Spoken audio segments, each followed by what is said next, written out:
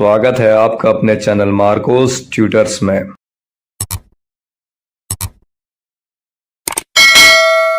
Hello बच्चों, welcome to our YouTube channel. तो आज हम करेंगे स्टैंडर्ड 10th मैथ्स 2 ज्योमेट्री का चैप्टर नंबर 2, जिसका नाम है पाइथागोरस थ्योरम। ये बहुत ही ज्यादा सिंपल चैप्टर है, लेकिन बहुत ज्यादा इंपॉर्टेंट है। तो सिंपल है सोच के ऐसे छोड़ मत देना, कह रहे हैं तो बाद में कर लेंगे। इसका वेटेज काफी अच्छा है और इसके क्वेश्चंस भी काफी सिंपल है और मजा आएगा सॉल्व करने में। ठीक है, इसका कुछ पार्ट आपने पहले किया हुआ है, लेकिन मैं अज्यूम करूंगा कि आपको वो नहीं आता है। मैं स्क्रैच से सिखाऊंगा। टेंशन मतलब बहुत ज्यादा धीरे नहीं जाएंगे, बहुत ज्यादा फास्ट भी नहीं जाएंगे, सबको समझ में आएगा। चलो शुरू करते हैं। तो पाइथागोरस थ्योरम बोलता क्या है? पाइथागोरस चाचा ने एक प्रॉपर्टी डिस्कवर करी थी राइट एंगल ट्रायंगल की। राइट एंगल ट्रायंगल में एक एंगल 90 डिग्री होता है।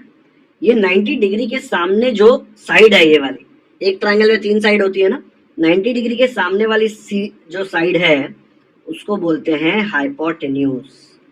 बहुत लोग इसको हाइपोटेनियस बोलते हैं, हाइपोटेन्यूस होता है। ठीक है, तो पाइथागोरस चाचा ने क्या बोला कि ये जो राइट एंगल ट्रायंगल है, इसका जो हाइपोटेन्यूस होगा ना, उसका square will be equal to जो बाकी दो साइड्स है ना, उनके स्क्वायर का सम। नहीं समझे?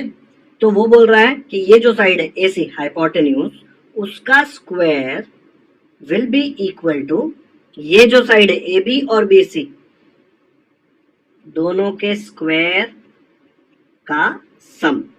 ऐसे मत लिख देना A B plus B C the whole square, ये गलत है, ये नहीं बोल रहा हूं।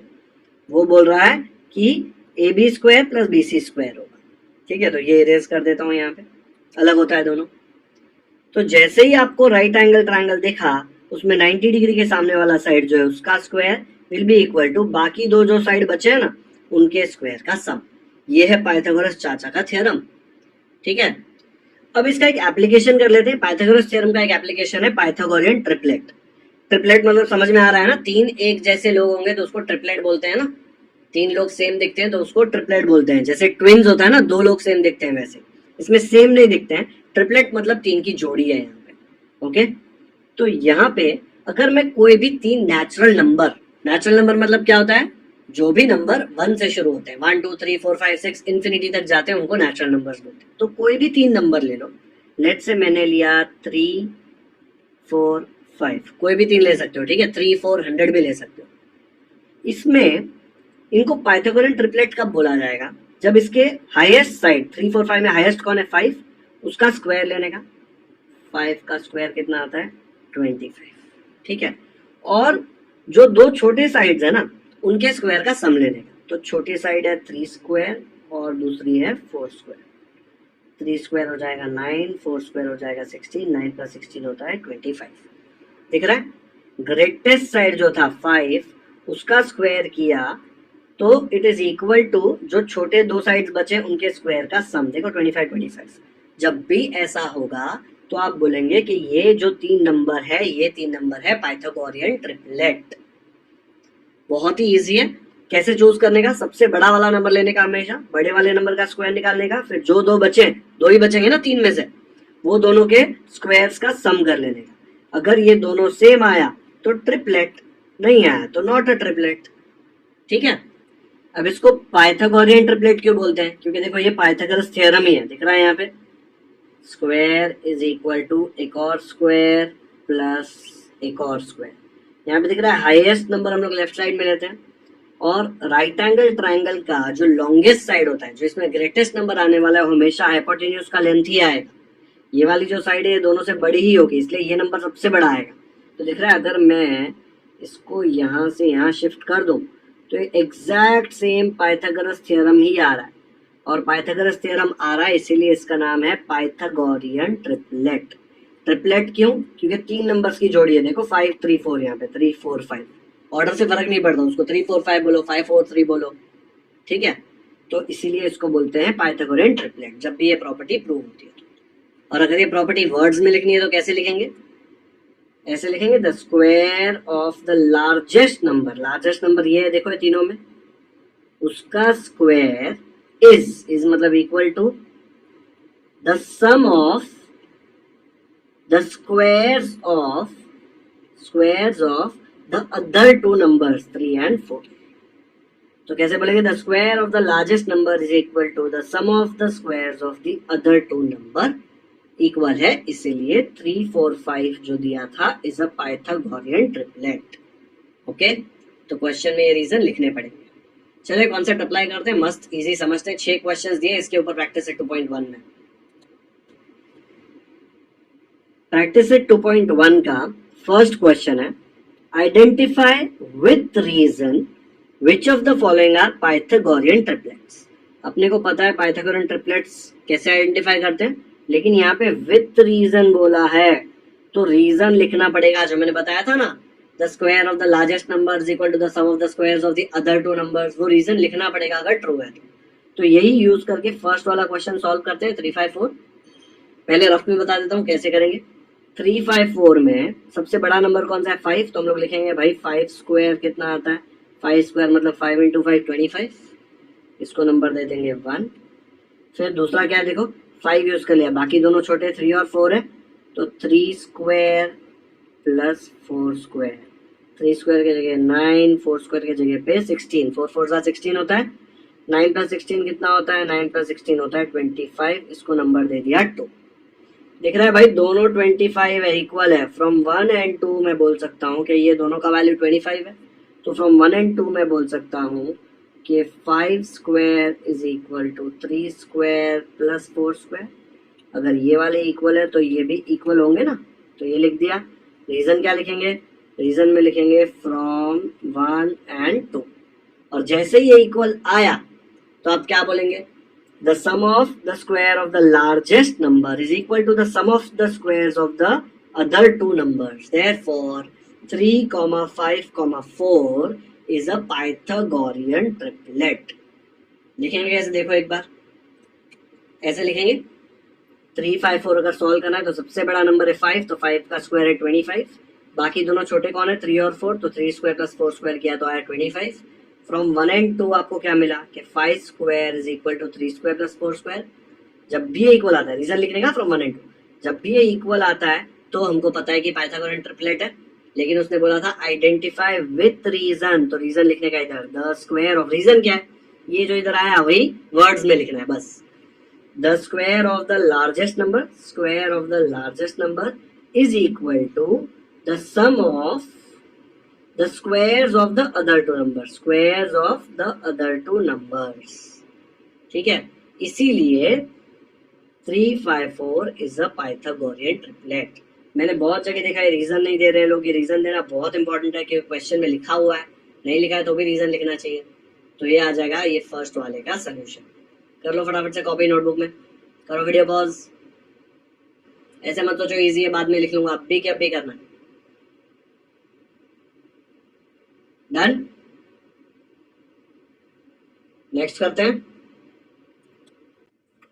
सेकेंड वाला। देखो 4 9 12, ठीक है, 3 नंबर्स दिए हुए हैं यहाँ पे। अब इसमें सबसे बड़ा नंबर कौन सा है, 12 है, तो हम लोग यहाँ पे लिखेंगे 12 स्क्वायर इज इक्वल टू 12 12 कितना होता है 144। नहीं आता है तो यहाँ पे रफ वर्क में मल्टीप्लाई करके देखो, ठीक है। 12 2 24, 12 1 12 प्लस 2 14, तो आ गया 144। लेकिन 30 तक के स्क्वायर्स तो याद कर लो, याद कर लोगे तो बहुत काम आने वाला है। 30 तक के एंड प्राइम नंबर्स के स्क्वायर्स जनरली बहुत यूज होते हैं, अगर हो सकता है तो याद कर लो। 30 तक तो 100% याद करना ही करना है, okay.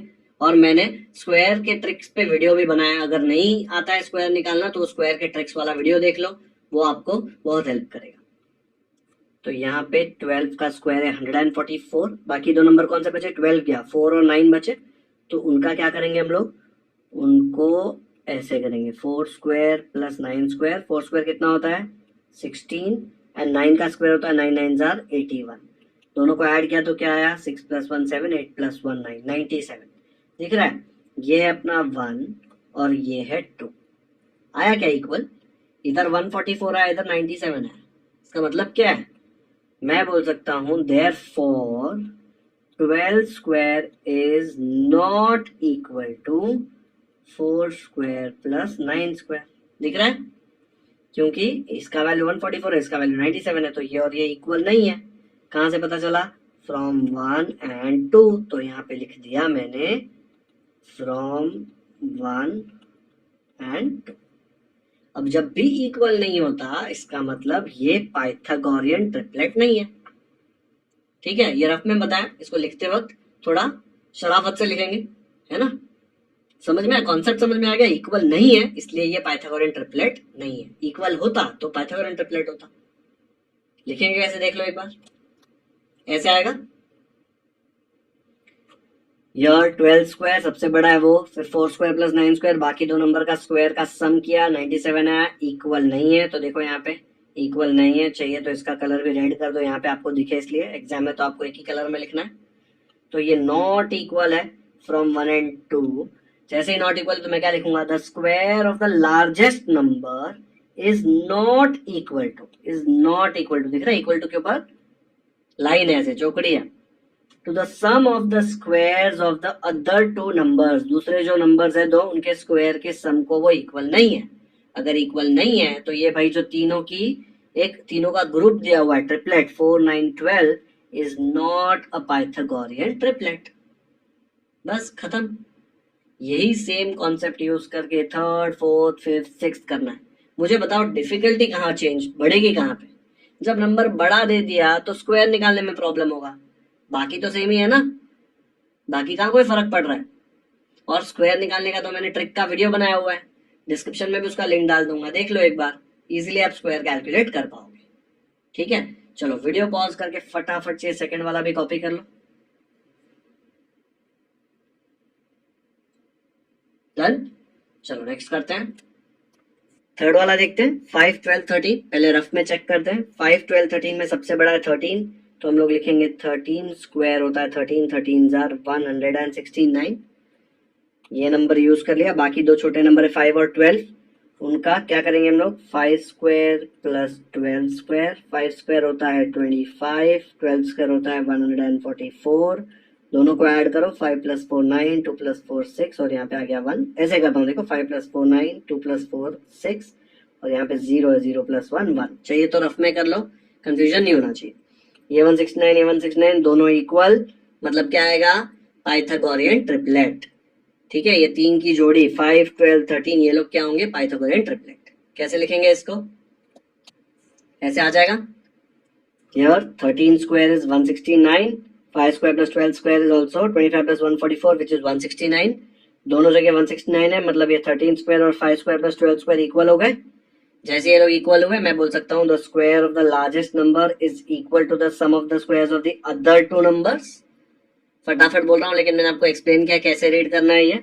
The square of the largest number का square is equal to the sum of the squares of the other two numbers. Therefore 5 12 13 is a Pythagorean triplet. Okay, चलो करो वीडियो पॉज और फटाफट से कॉपी करो। नेक्स्ट करते हैं। Fourth वाला देखो 24 70 एंड 74 तीन नंबर्स हैं। अब ये तीन नंबर में सबसे बड़ा नंबर है 74, कुछ ज्यादा ही बड़ा नंबर है ना। 74 का स्क्वायर कैलकुलेट करना है। अभी मैं यहाँ पे फटाफट से ट्रिक वाला जो मेथड है वो कर रहा हूँ, लेकिन आपको वीडियो देखना पड़ेगा। 7 का स्क्वायर होता है 49, 4 का स्क्वायर होता है 16। ठीक है, स्क्वायर कैलकुलेट करने बोला है ना। एंड 7 4 होता है 28, 28 इंटू 2 होता है 56। तो यहाँ पे मैं लिख दूंगा 56 ऐसे, ऐड कर दूंगा, क्या मिला 6 6 प्लस 1 7 9 प्लस 5 14 और ये आ गया 5 5 4 7 6। आप नॉर्मल मेथड यूज कर ही सकते हो 74 इंटू 74 करके, लेकिन ट्रिक मेथड यूज करना है तो ऐसे है ट्रिक मेथड। मैंने एक अलग वीडियो बनाया उसमें बताया ये ट्रिक। ठीक है, नेक्स्ट है बाकी दो नंबर 24 और 70।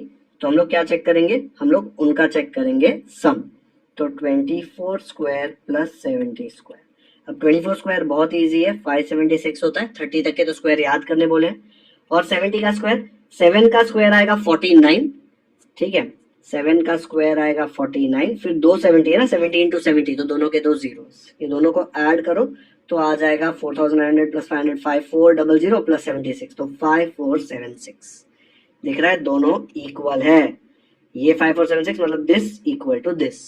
जैसे ये इक्वल आएगा हम बोल सकते हैं ये है पाइथागोरियन ट्रिपलेट। देखा डिफिकल्टी कहाँ आ रही है, स्क्वायर कैलकुलेट करने में। लेकिन अगर आपको ट्रिक आता है तो वो भी बहुत इजी हो जाएगा। ट्रिक नहीं आता है तो भी कोई प्रॉब्लम नहीं है, 74 मल्टीप्लाइड बाय 74 रफ में करोगे तो ज्यादा टाइम नहीं जाएगा, ठीक है। लेकिन हर एक का कैलकुलेट करोगे तो ज्यादा जाएगा, इसलिए 30 तक के तो आने चाहिए। 24 का स्क्वायर सीधा 576 पता होना चाहिए। डन। इसको लिखेंगे कैसे, ये देख लो,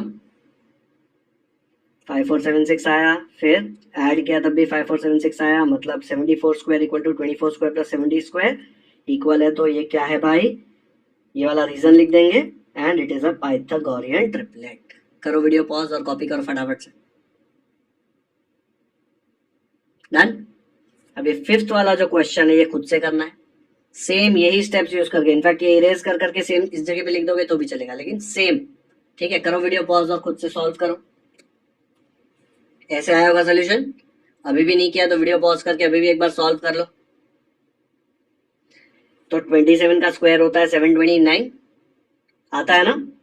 30 तक का स्क्वायर याद करना ही है, नहीं तो ट्रिक मेथड से कैसे करेंगे, देखो यहाँ पे 27 का स्क्वायर बोला है, 2 का स्क्वायर होता है 4 तो 04 लिखेंगे, 7 का स्क्वायर होता है 49, फिर 2 7s are 14, 14 2s ये तीनों को मल्टीप्लाई करेंगे, 2 7s are 14, 14 2s are 28, तो यहाँ पे लिख दिया 28, ठीक है। फिर ये 9, 4 + 8 12, 4 + 2 6 + 1 7, 0 तो ऐसे ही आएगा, तो 729। लेकिन 30 तक का तो आपको ऐसे ही आना चाहिए। तो 27 स्क्वायर कर लिया, फिर ये हो गया, बाकी दो नंबर ये 10 square plus 24 square, 10 square 100, 24 square 576, दोनों को ऐड किया 676। तो यहाँ पे ये 27 स्क्वायर 729 आ रहा है और ये 676 आ रहा है, मतलब ये और ये इक्वल नहीं है। इक्वल नहीं है कैसे पता चला, 1 एंड 2 से। ये 2 थोड़ा नीचे लिख दो, तो बोल सकता हूँ the square of the largest number is not equal to the sum of the squares of the other two numbers, therefore 10, 24 and 27 is not a Pythagorean triplet. Okay, आ गया समझ में। चलो, जिन्होंने खुद से किया कमेंट्स मुझे जाके बताओ कि क्वेश्चन खुद से सॉल्व किया, नहीं किया खुद से, नहीं आया, रॉन्ग हुआ तो टेंशन मत लो, यहाँ पे सोल्यूशन दिया हुआ है आपको, कर लो कॉपी फटाफट से। लेकिन स्टेप सेम लिखने हैं, ये लिखना जरूरी है, ये टेक्स्ट बुक में भी लिखा हुआ है, ठीक है। फुल मार्क्स मिलते होंगे ना आपको पूरे मैथ्स 2 में, और आपने ऐसा नहीं लिखा होगा तो शायद आपका मार्क्स कट हो जाएगा। फुल मार्क्स नहीं मिल रहा है, 20-30 मिल रहा है, तो हो सकता है बोले अरे ठीक है चल सॉल्व तो किया है, 2 मार्क का क्वेश्चन है 2 दे देते। लेकिन अगर आप टॉप करने का सोच रहे हो तो आपको ये सब जो छोटी छोटी चीजें हैं वो याद रखनी है, क्योंकि जो टॉप करता है, जिसके फुल मार्क्स आते हैं, टीचर कोशिश करती है कि अरे कहीं तो इसने सिले मिस्टेक किया होगा, कुछ तो नहीं लिखा होगा, इसके मार्क्स कहीं तो कट सकते हैं। डन। 6th वाला भी करना है खुद से ट्राई, इजी है वैसे तो, कर लो। चलो 6th वाला भी ट्राई कर लो, मैं सोल्यूशन दूंगा उसका। करो वीडियो पॉज। मुझे पता है आधे से ज्यादा लोगों ने ये वाला भी खुद से ट्राई नहीं किया। चलो 6th वाला तो ट्राई करना ही है सबको। ऐसे आया होगा सोल्यूशन। ये रफ पे मैंने 61 स्क्वायर ट्रिक यूज करके कैलकुलेट किया है, 3721। इरेज कर रहा हूँ, ये आपको खुद से देखना है ट्रिक वाला वीडियो देख के। एंड 11 स्क्वायर देखो 61 आ गया, फिर 11 स्क्वायर प्लस 60 स्क्वायर आ रहा है 3721। दोनों का वैल्यू सेम है, मतलब 61 square is equal to 11 square plus 60 square. जब भी इक्वल आता है हम बोलते हैं ये वाला पूरा रीजन।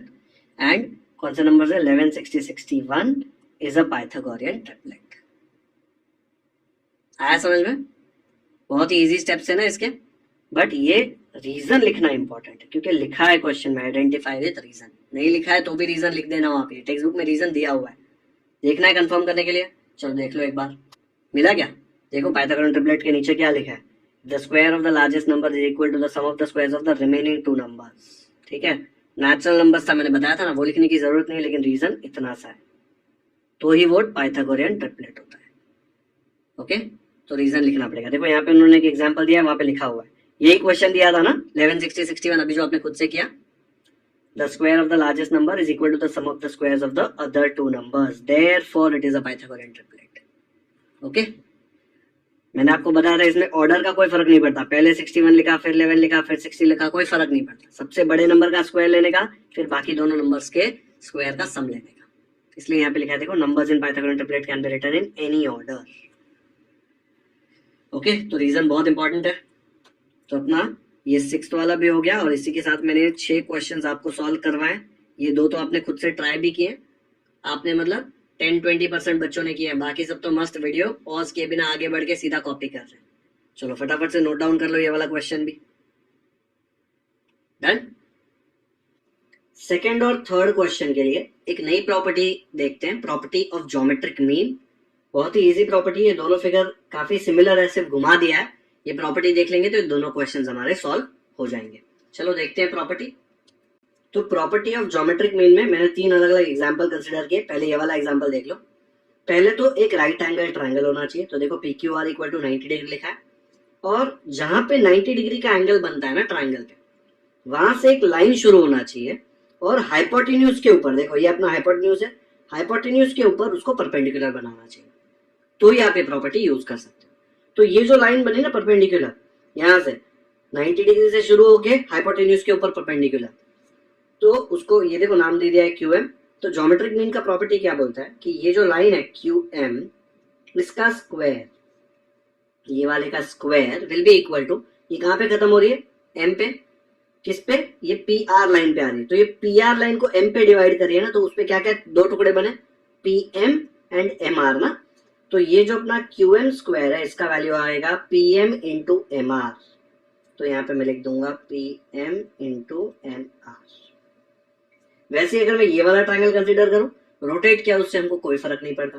राइट एंगल ट्रायंगल है, उसमें 90 डिग्री जो है उधर से एक लाइन शुरू किया और सामने हाइपोटेन्यूज के ऊपर परपेंडिकुलर डाल दिया। ये वाली लाइन हाइपोटेन्यूज है ना, तो देखो इसके 2 टुकड़े हो गए, एसी के 2 टुकड़े क्या हुए, A D and D C. तो ज्योमेट्रिक मीन का प्रॉपर्टी क्या बोलता है कि ये जो लाइन है B D square is equal to, टुकड़े क्या हुए, A D and D C ना, is equal to A D into D C. अभी सपोज मैंने ऐसा वाला फिगर बनाया, तो कमेंट में मुझे बताओ क्या आएगा।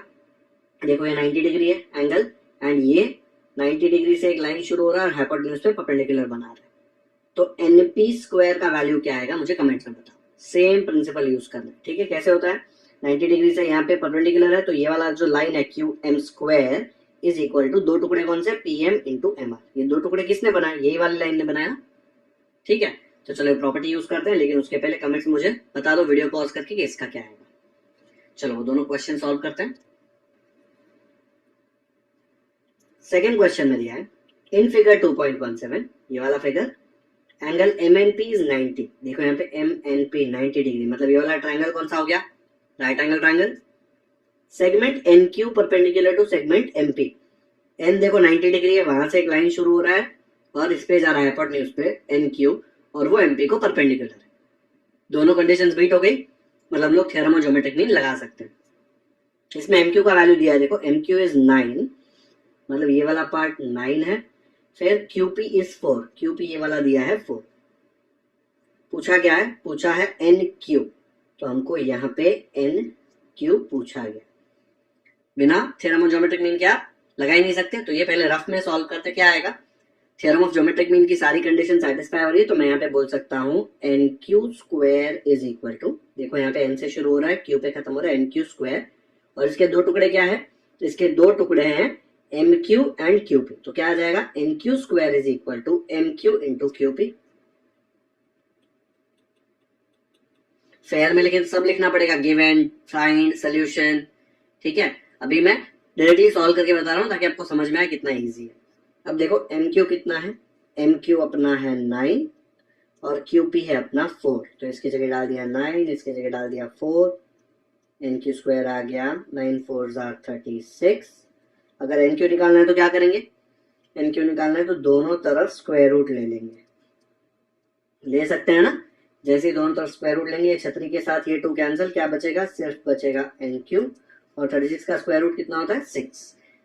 किसी को कंफ्यूजन है कि प्लस माइनस 6 क्यों नहीं लिखा, अभी हमेशा स्क्वायर रूट प्लस माइनस होता है, लेकिन यहाँ पे -6 पॉसिबल ही नहीं है, बिकॉज ये NQ का लेंथ है ना, किसी लाइन का लेंथ नेगेटिव हो ही नहीं सकता, ठीक है।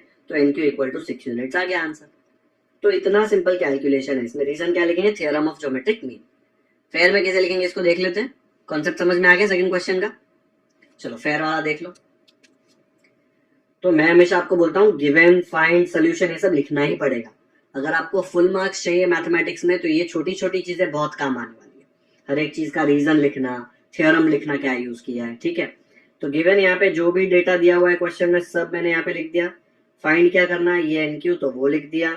सोल्यूशन क्या है, in triangle M N P angle M N P is 90 degree, question दिया हुआ है देखो गिवन। फिर segment N Q perpendicular segment M P, ये भी गिवन है। जैसे ये दो कंडीशन सेटिस्फाई हुई, आप कौन सा जादू यूज कर सकते हो, theorem of geometric mean. Theorem of geometric mean क्या बोलता है, ये लाइन एन से शुरू हो रही है ना, तो N Q square is equal to M Q into Q P, तो वो यहाँ पे लिख दिया। एम क्यू और क्यू पी का वैल्यू सब्स्टिट्यूट किया, एन क्यू स्क्वायर 36 आया, दोनों तरफ स्क्वायर रूट लिया तो लिखना taking square root on both sides, और 36 का स्क्वायर रूट 6 आता है, लेकिन खाली 6 आंसर लिखा फाइनल तो फुल मार्क्स नहीं मिलेंगे, यूनिट्स लिखना है। अगर सेंटीमीटर होता सेंटीमीटर लिखते, किलोमीटर होता किलोमीटर लिखते, लेकिन यहाँ पे यूनिट नहीं दिया है इसलिए यूनिट्स लिख दिया खाली। ठीक है, तो ये है अपना पूरा सोल्यूशन। वीडियो पॉज करके देख लो और फटाफट से कॉपी करो। डन, नेक्स्ट करते हैं। थर्ड क्वेश्चन में दिया है in figure 2.18 angle QPR is 90 degree. QPR 90 degree है, मतलब ये पूरा ट्राइंगल क्या हो गया, right angle triangle. Segment PM is perpendicular to QR, ये PM यहाँ पे है, QR यहाँ पे, ये परपेंडिकुलर है। फिगर में साइन नहीं दिया है तो हम लोग यहाँ पे ऐसे बना सकते हैं 90 डिग्री, मतलब थ्योरम ऑफ ज्योमेट्रिक मीन की दोनों condition satisfy. And Q dash M dash R, Q dash M dash R का मतलब क्या होता है, मैंने 9th स्टैंडर्ड से आपको बताया है। इसका मतलब होता है कि तीनों पॉइंट एक सिंगल लाइन के ऊपर है, ठीक है, एक सिंगल लाइन पे QMR, इसलिए ऐसे लिखते हैं। ठीक है, लाइन है ऐसी, उसके ऊपर Q है, M है, R है, तो यहाँ जो डैश है इसको रब कर देंगे तो ऐसा आ जाएगा। ठीक है, ऐसा मतलब है इसका। ये क्यों है आपको पता चलेगा। अब उसने क्या किया यहाँ पे देखो, PM इक्वल टू 10, ये वाला लेंथ 10 दिया हुआ है, QM इक्वल टू 8 दिया हुआ है, और आपको MR नहीं पूछा है, आपको QR पूछा है। QR मतलब ये पूरा, पर अगर आपने MR निकाल दिया तो QR क्या होगा, QR 8 प्लस ये होगा ना, ऐड करेंगे तो। क्यों ऐड कर सकते हो, बिकॉज QM और MR तो एक स्ट्रेट लाइन पे है, तो अगर मुझे QR का वैल्यू निकालना है तो उसके दो टुकड़े जो है QM और MR, मैं उनको ऐड करूंगा तो मुझे पूरा टुकड़ा मिल जाएगा। ठीक है, तो यहाँ पे सबसे पहले थ्योरम ऑफ ज्योमेट्रिक मीन लगाते हैं। क्या आएगा देखो, PM स्क्वायर, P से शुरू हो रहा है देखो, 90 डिग्री ट्राइंगल कहाँ पे बना रहा है, यहाँ पे। इधर मत कंफ्यूज होना, ये 90 है लेकिन यहाँ से लाइन शुरू नहीं हो रही। ठीक है, 90 में लाइन यहाँ से शुरू हो रही है और सामने वाली लाइन पे परपेंडिकुलर डाल रहा है, तो क्या आएगा, PM square is equal to क्या आ जाएगा बताओ, QM इंटू MR, क्योंकि M पे काट रहा है ना उसको, is equal to QM into MR। ये रफ में बता रहा हूं मैं आपको। देयरफॉर क्या आ जाएगा, PM स्क्वायर है 10 स्क्वायर, QM कितना है 8, MR हमको नहीं पता, ये 10 स्क्वायर हो जाएगा 100। ठीक है, ये 8 यहाँ पे मल्टीप्लाई हो रहा है तो यहाँ के डिवाइड होगा, और यहाँ क्या बचेगा, MR, करेक्ट। और ये 100/8 यहाँ पे सॉल्व कर लिया तो उसका आंसर आता है 12.5, तो हम लोग ने लिख दिया MR का वैल्यू है 12.5। ठीक है, अब ये 12.5 यूनिट्स वगैरह भी मैं नहीं लिख रहा हूँ यहाँ पे, बिकॉज मुझे MR का वैल्यू पूछा नहीं है उसने, मुझे QR पूछा है, लेकिन मुझे MR मिल गया कितना, MR मिल गया 12.5। अब मुझे बताओ, अगर ये 8 है और ये 12.5 है, तो मैं ऐसे बोल सकता हूँ क्या, QR is equal to QM, यहाँ से लेके आया था, प्लस MR, दोनों का एडिशन हो जाएगा। तो मैं यहाँ पे अगर ऐड कर दूंगा तो कितना आएगा, 8 प्लस 12.5 20.5 आ जाएगा, और वही पूछा गया। तो हमने यूज यही वाला प्रॉपर्टी किया, लेकिन यहाँ पे आंसर खत्म नहीं होगा क्योंकि MR पूछा नहीं है, QR पूछा है, तो एक और स्टेप एक्स्ट्रा आ जाएगा। फिर मैं बताऊं कैसे करेंगे, चलो देख लो एक बार। तो यहाँ पे पूरी कहानी शुरू करेंगे गिवन से। जो भी क्वेश्चन में डेटा दिया हुआ है वो पूरा मैंने यहाँ पे कॉपी कर लिया, गिवन में दिया हुआ है आपको। फिर फाइंड क्या पूछा है, QR, फिर सोल्यूशन। ये PQR जो ट्राइंगल है उसमें QPR 90 डिग्री है, ये भी देखो क्वेश्चन में दिया हुआ है गिवन। एंड ये जो PM है ये इधर परपेंडिकुलर है QR को, ये भी क्वेश्चन में दिया हुआ है। जैसे ही ये दो चीजें ट्रू हुई, मैं लगा सकता हूँ थ्योरम ऑफ ज्योमेट्रिक मीन। क्या बोलता है थ्योरम ऑफ ज्योमेट्रिक मीन, ये PM square is equal to QM into MR। तो PM square is QM into MR, value substitute किया, MR का वैल्यू आ गया 12.5, मुझे निकालना है QR, तो मैं बोल सकता हूँ QR is equal to QM plus MR। देखो यहाँ पे QR is equal to Q से लेके M प्लस M से लेके R। क्यों, बिकॉज QMR तीनों एक ही लाइन पे पॉइंट है, तो आप ऐसे ऐड कर सकते हो, इसलिए यहाँ पे रीजन में Q dash M dash R लिख देने का। बहुत लोग ये नहीं लिखते हैं, अगर आपको फुल मार्क्स आने वाले हैं और आपने ये रीजन नहीं लिखा है तो आपके मार्क्स कटेंगे इसके लिए, इसलिए लिखना ही है। इससे समझ में आता है कि आप ऐसे ऐड कर सकते हो, ठीक है। अगर क्यू एम ये ऐसे होते और आर अलग लाइन पे होता तो आप Q M plus M R Q R नहीं बोल सकते, क्योंकि क्यू आर तो इतना सा है, देखो, ठीक है। ये स्ट्रेट लाइन पे है इसलिए आप इनको ऐड कर सकते हो। क्यू एम का वैल्यू 8 क्वेश्चन में दिया था, एम आर हमने 12.5 निकाला, दोनों को ऐड किया 20.5 आ गया, तो क्यू आर का वैल्यू हो गया 20.5। ओके, तो ये हो गया इसका पूरा सोल्यूशन। इजी है ना। इसके पहले वाले क्वेश्चन में हम लोग ने यहाँ पे स्टॉप कर दिया था इधर, अभी एक एक्स्ट्रा स्टेप किया जो हम बचपन से करते आ रहे हैं, बस ये रीजन नहीं बोलना है। वीडियो पॉज करो और करो फटाफट से कॉपी। हो गया। तो हमने ये सेकंड और थर्ड कर लिया, दोनों ज्योमेट्रिक मीन के ऊपर बेस्ड है। आपके लिए सिर्फ लिख रहा हूं टाइप क्या है। अभी प्रॉब्लम सेट मैं भी सॉल्व नहीं करा था, लेकिन प्रॉब्लम सेट में इसके ऊपर जो बेस्ड क्वेश्चन है फर्स्ट सेकंड थर्ड, वो एक बार देख लो। मैं प्रॉब्लम सेट भी पूरा सॉल्व कराऊंगा वीडियो में। आपको खुद से नहीं सॉल्व करना, खुद से करना है, प्रैक्टिस करना है तो बहुत अच्छा है, लेकिन आपको समझ में आएगा कि जो सारे क्वेश्चन है वो इन्हीं के ऊपर बेस्ड है। तो फर्स्ट सेकंड थर्ड पे क्या क्या बेस्ड है देख लेते हैं। यहाँ पे देख लो, out of the following which is the Pythagorean triplet, ये हमने फर्स्ट क्वेश्चन में किया हुआ था, ठीक है, 2.1 का फर्स्ट क्वेश्चन। फिर इसके बाद आप देखेंगे इधर देखो, फिर से पाइथागोरियन ट्रिपलेट दिखा, तो ये भी 2.1 में फर्स्ट क्वेश्चन में हमने 6 क्वेश्चन सॉल्व किए थे। ऐसे मत सोचो कि फर्स्ट ऑप्शन है इसका आंसर है, ये नहीं है, ये सिर्फ टाइप बता रहा हूँ कि ये टाइप का है, आप भी टेक्स्ट बुक में लिख सकते हो, ठीक है। फिर ये देख लो, ये ऐसे टाइप का ट्राइंगल होगा तो उसको क्या बोलते हैं, राइट एंगल ट्राइंगल, एकदम ओरल क्वेश्चन है।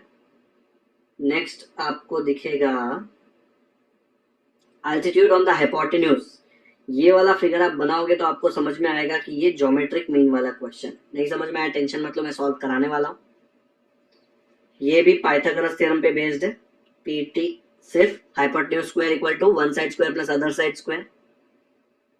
फिर आगे जाके देखेंगे तो सेकंड वाला भी पाइथागोरस थ्योरम पे बेस्ड है। नेक्स्ट आप इसमें देखेंगे फोर्थ वाला, ये भी पाइथागोरस थ्योरम पे बेस्ड है।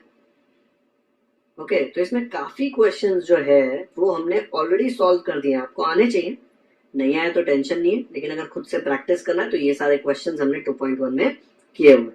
बाकी जो है उसके लिए थोड़े और एक्स्ट्रा कॉन्सेप्ट्स लगेंगे तो वो मत देखो, बट आज 2.1 जो हमने पार्ट किया, एक पार्ट हमने 2.1 का कर लिया, ऐसे शायद 3 पार्ट्स बनाने पड़े क्योंकि 2.1 में थोड़े ज्यादा क्वेश्चन है।